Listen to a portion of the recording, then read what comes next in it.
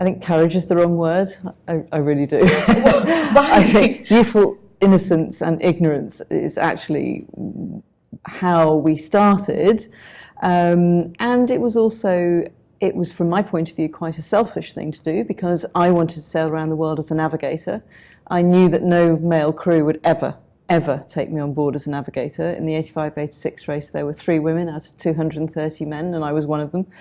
And I put together an all-female crew because I didn't think if I put an all-male crew together, they would even let me be part of my own team. So for me, it was a selfish reason. I saw the world that didn't include me, and so I created a world that did include me, because I was the centre of it.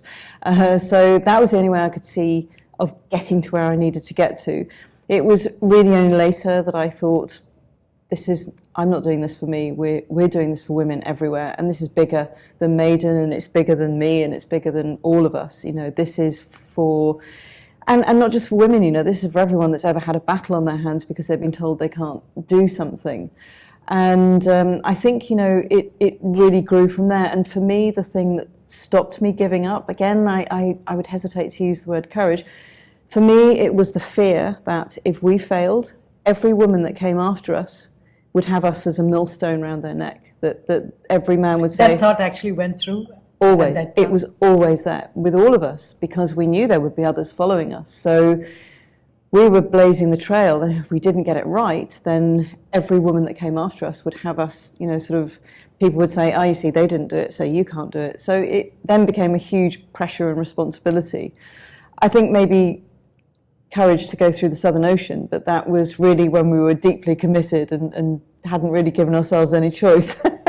Understood. So maybe courage was not the right word, maybe fear. How did you overcome fear? Because when you are 22 or 23, yes, you're impetuous, I mean, you know, you're all the words that people associate with that age group, but you do have fear, you know. I mean, you will have self-doubts, you will, you know, there are all those other things, emotions that you hold at bay, you know, you stave them off. So that's why I'm asking, how did you deal with that? I think that, well, yes, I was a fearful youth, I guess. I was probably worried about a lot of things, angry about a lot of things.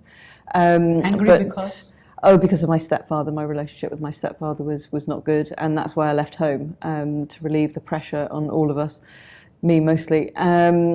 So I guess, again, it was a set of circumstances which took me to where I was going, and I really don't think I was smart enough to be afraid of travelling, and I think the time was different anyway. You know, my mother would never have let me go at the age of 16 if she'd worried that there was anything out there, you know, that would hurt me. And I think I sort of bimbled my way through the sort of the sailing and everything else. I think fear came later, fear of failure, and fear of being, my biggest fear is being laughed at. Being? Laughed at.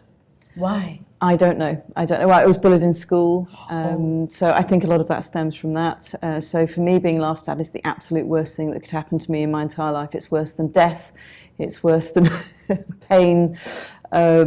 So this is also something that galvanized me to get everything right, to really take everything I did very seriously. And, you know, really from the first piece of advice from my second skipper ever, which was don't be a bystander in your own life.